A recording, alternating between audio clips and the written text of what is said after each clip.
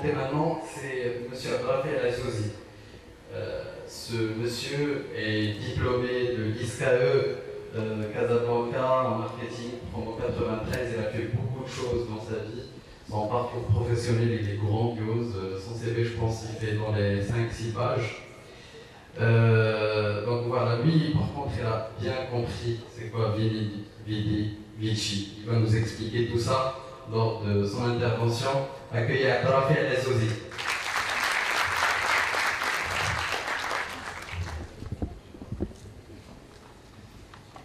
Merci.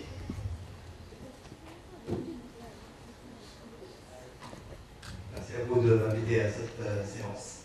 Merci de me mettre en face d'un public aussi nombreux et aussi hétérogène. Je ricoche par rapport à l'intervention de mon ami Gilles. Avoir un rêve et inspirer un idéal. Et quand on inspire un idéal, on est plus à même d'accepter les changements, les sacrifices pour pouvoir les atteindre. Donc, entre inspirer un rêve et être rêveur, il y a une nuance. Mesdemoiselles, messieurs, ma brève expérience, c'est que très tôt, à défaut de changer le monde, je me suis dit qu'il faut d'abord le comprendre. À défaut de pouvoir le changer, essayons d'abord de le comprendre et de dire comment on peut évoluer en interaction et partir là avec des hypothèses de base, je dirais désarmantes, handicapantes, et pour aspirer à plus, pour atteindre un rêve qui n'est jamais achevé, parce qu'on vit sur des rêves, on les réalise partiellement ou en totalité, mais d'autres rêves surgissent dans la même chose. Nous avons été, comme il a dit, dans un coconier maternaliste ou paternaliste, conditionné à suivre un schéma directeur sur lequel on n'avait aucune intervention. Vous avez cité tout à l'heure Riche, vous avez parlé de la période du chameau, la période du gland, la période de l'enfant. Toute notre enfance, c'était la période du chameau. On parlait, on bougeait, donc on était conditionné à être dans un moule qui amène ou à terme étouffer un peu notre pulsion propre et directe. Après, il y a la période du gland, c'est-à-dire quand on dépasse les 18 ans et les 20 ans, quels sont les produits faire pour les glands. Et après, 40 ans, 50 ans, ça devient l'enfant. On n'a que faire de l'entourage, comment ça s'appelle, les harmonies, avec les couleurs, avec les façons d'agir et tout ça. Donc la période de changement, elle est vraiment entre la période de lion. Comment s'accepter? Personnellement, j'ai appelé ça mon équation, et plusieurs variables.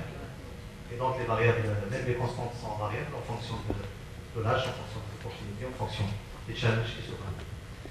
Donc moi je l'ai appelé en année 1, je ne sais pas à déterminer quand est-ce ma vie a été une seule fonction, peut-être quand j'étais élève. L'année 2, c'est pour la variable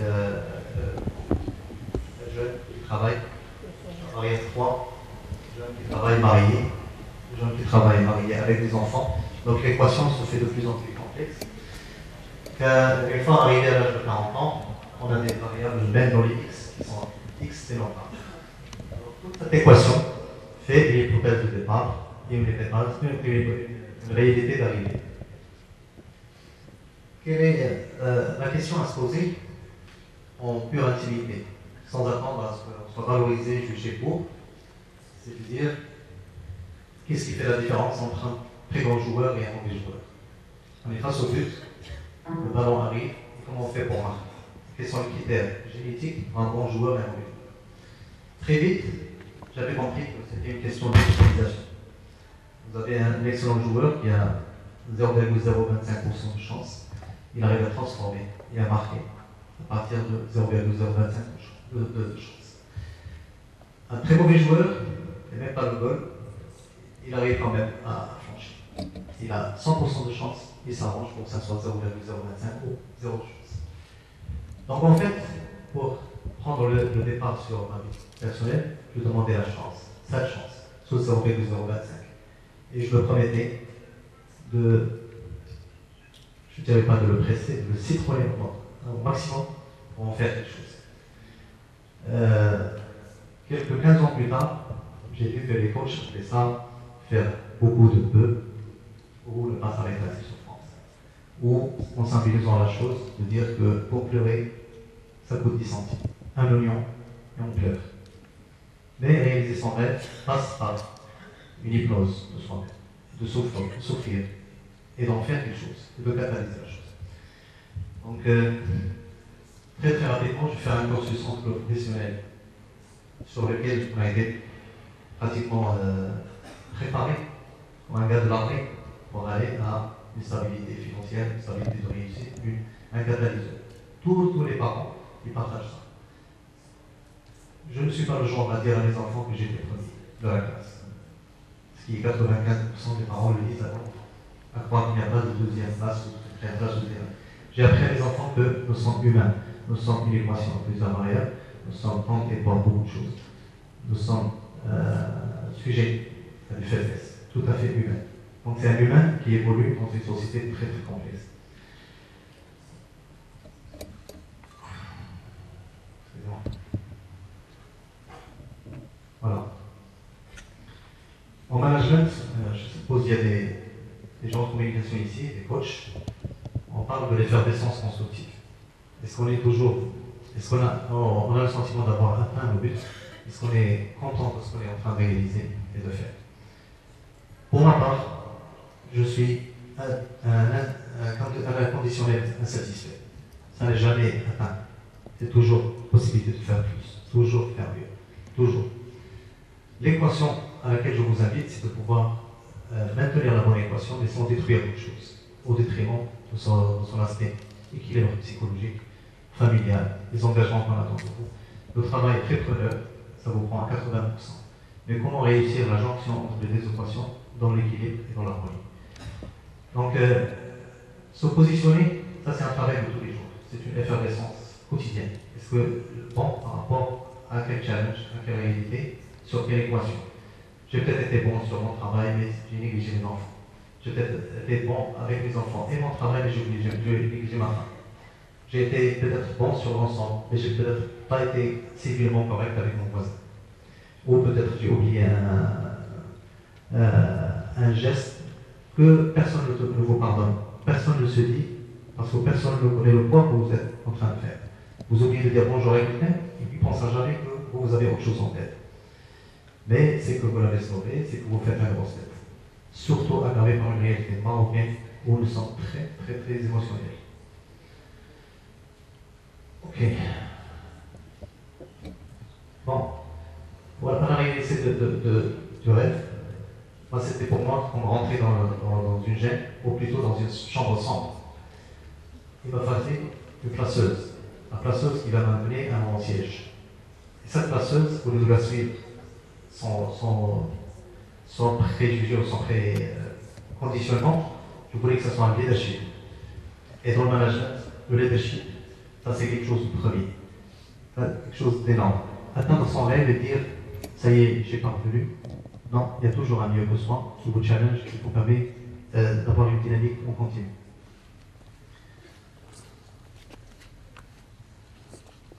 Autre réalité, c'est que qui en soit, même si on a la sagesse de la sagesse, il faut une équipe sur laquelle compter et qui vous maintient, qui vous tire vers l'avant. Ils sont tous musulmans dans sa salle, pratiquement. Même le prophète qui avait la sagesse humaine, il avait la sahaba, il avait une équipe avec laquelle il gravitait, qui le protégeait de tout ce qui est aux alentours et qui le renforçait. Tout muscle, c'est un ensemble de fibres.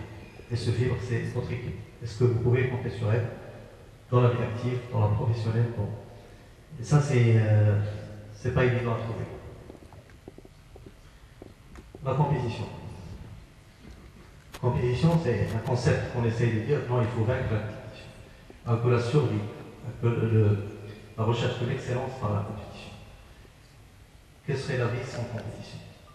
On serait des barbares, on serait peut-être des tyrans, mais la compétition fait qu'on adopte un certain comportement, on aspire à des challenges. C'est très éducatif, c'est très fort. Et nous, avec notre équipe, la compétition à laquelle on fait face, elle est énorme.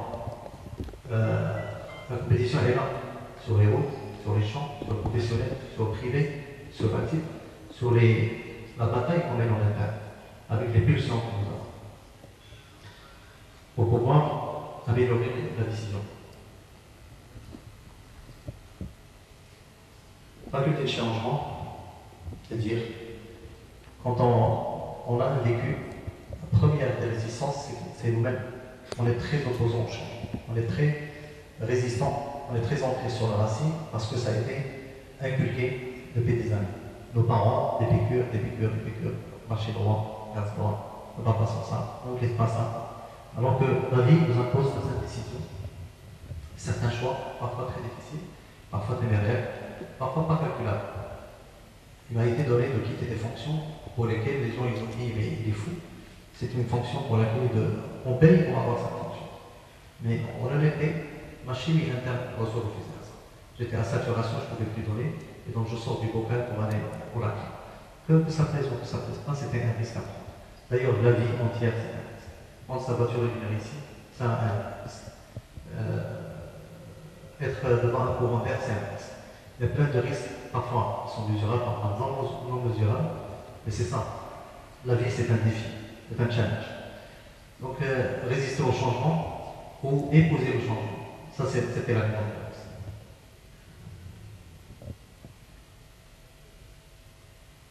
Et là, ça c'est le volet professionnel, je dirais, mais les dernières décennies, on commence à parler aussi du self-brand. C'est-à-dire avoir géré sa personne en tant que marque, se refuser à certains comportements, à certains, et rester dans certains standings. Et c'est une protection d'avoir son propre marque en soi.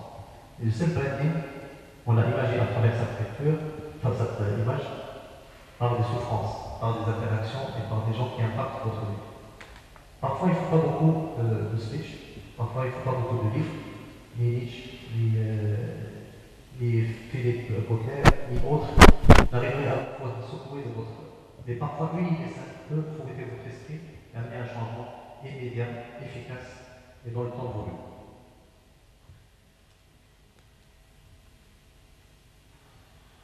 C'est pour ça qu'il faut réussir le maillon. Réussir le maillon ne signifie pas dans l'absolu le maintenir. Bien au contraire, des fois il faut le casser. Je suis un maillon de la chaîne, je suis un maillon de l'équation sociale dans laquelle je vis. Des fois il faut casser son maillon. Être invité par des amis qui vous invitent à rigoler, à vous serrer la gueule, excusez-moi le terme, il faut couper le maillon. Après, dans la gestion des conflits, à considérer contre quelqu'un, il faut couper le maillon. Même si on vous traite de lâche, il faut couper le maillon. Mais le maillon doit être maintenu dans le sens du passage de relais. La prise de conscience que je ne suis qu'un maillon de la chaîne, ça a été un premier pas grandiose.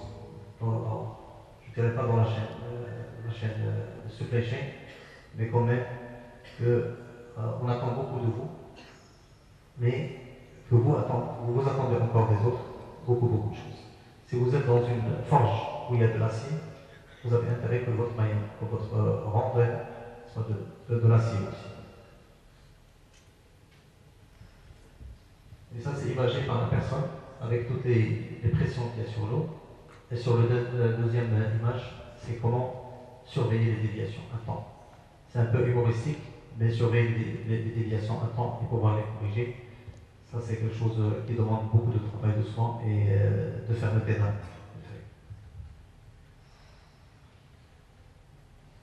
Alors, dans tout être, par rapport à la première intervention, c'est de dire que nous avons été conditionnés en interne, mais en externe aussi.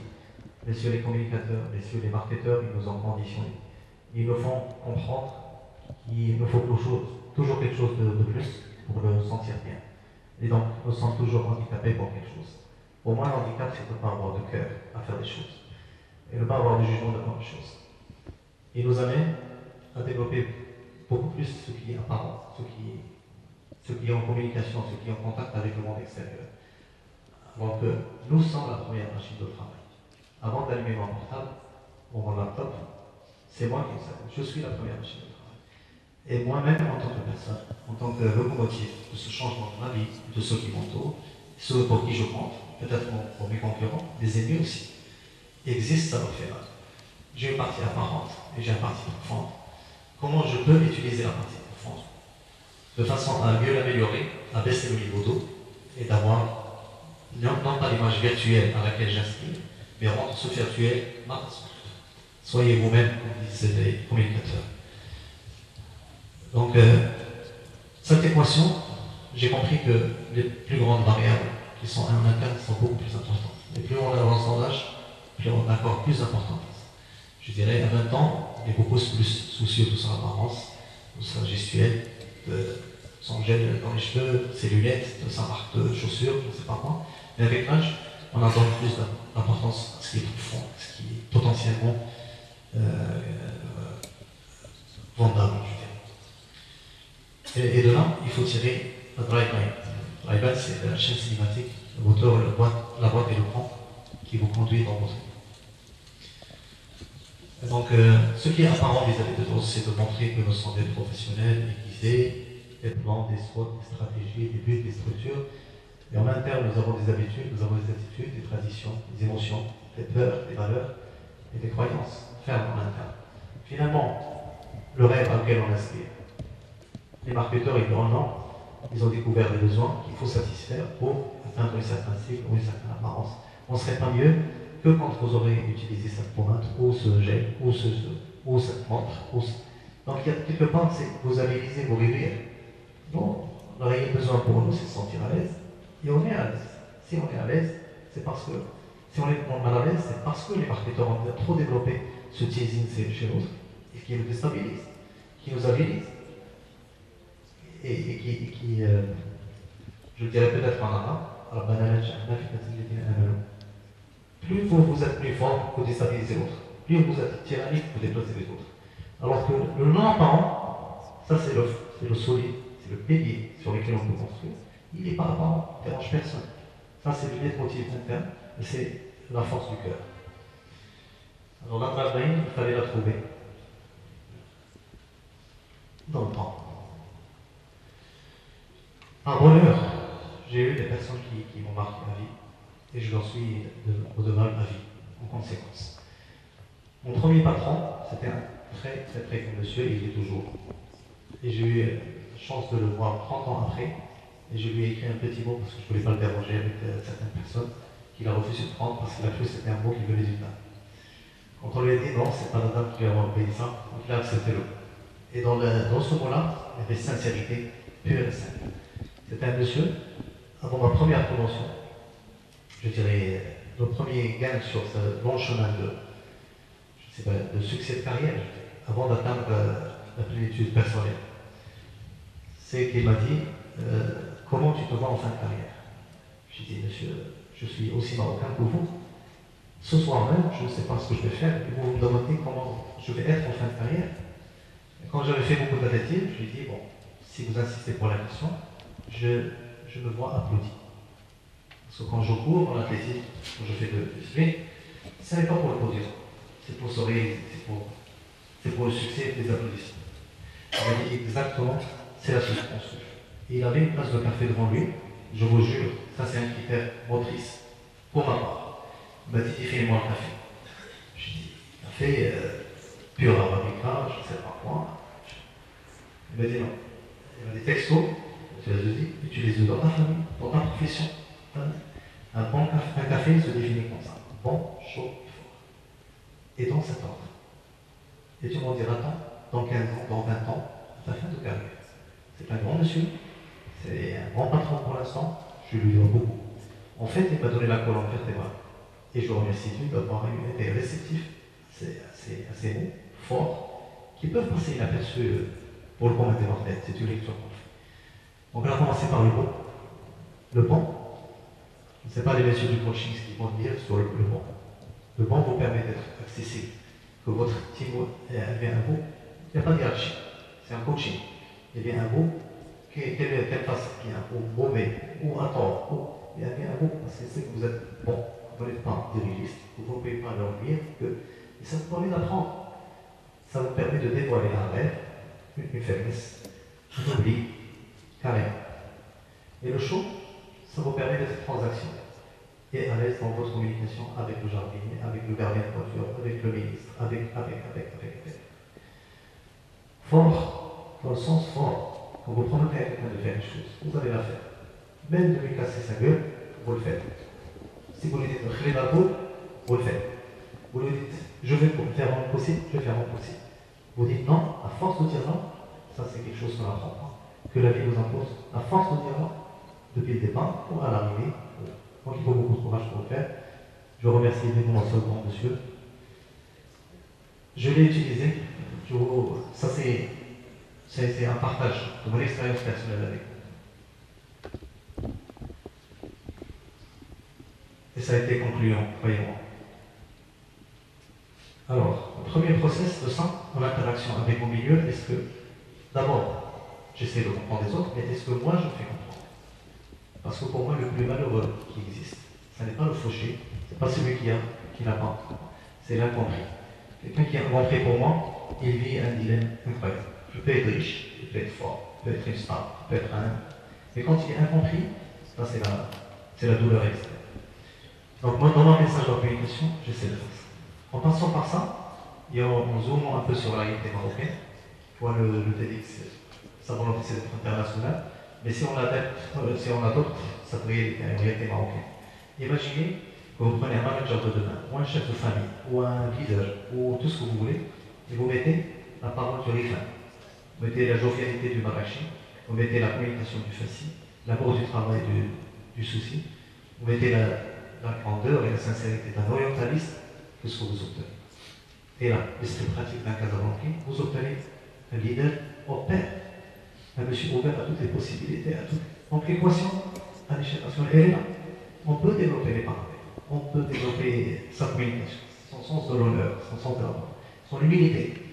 Quoi que vous atteignez, vous l'apprenez, tant que vous êtes avec votre savoir, vous vous adressez à Google, vous n'avez rien du tout, alors vous êtes un grain qui évolue dans sa interaction, mais vous pouvez devenir le leader de quelqu'un, influencer l'avenir de quelqu'un, qui lui va porter un flambeau encore plus loin.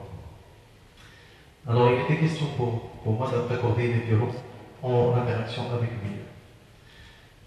Autre chose, c'est que j'ai compris qu'au Maroc, il faut un MMM. Il y a le marketing, il y a le marketing.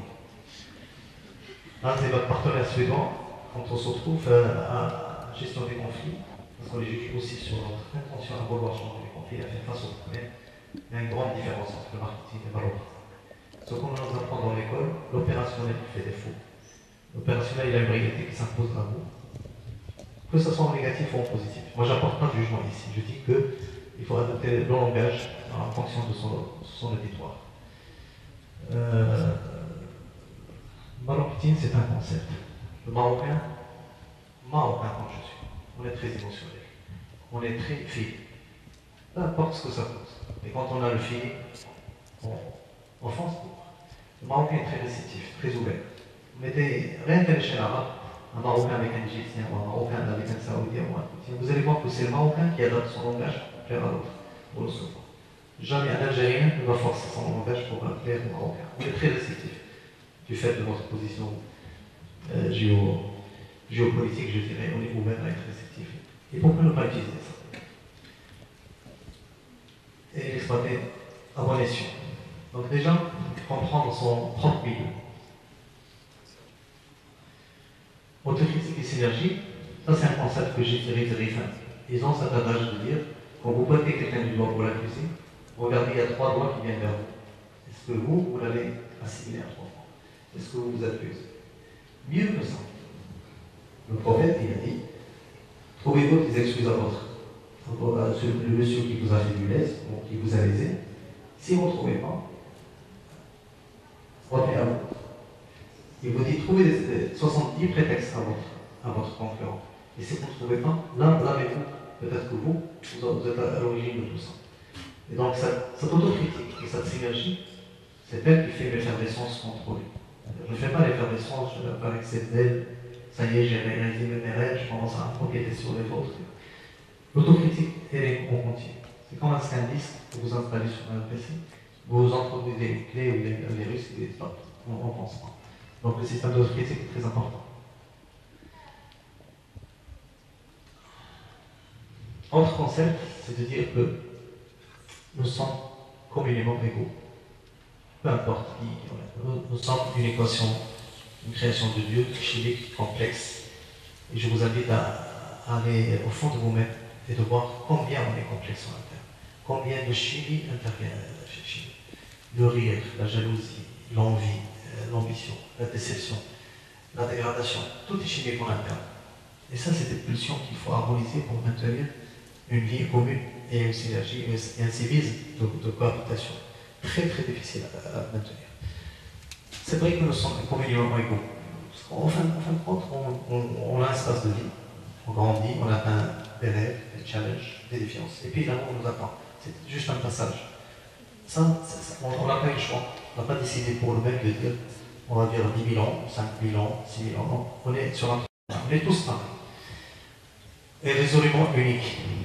C'est-à-dire que Dieu, il a fait l'unicité dans la multiplicité. Il y a des milliards comme vous, mais vous, votre copie, elle est unique.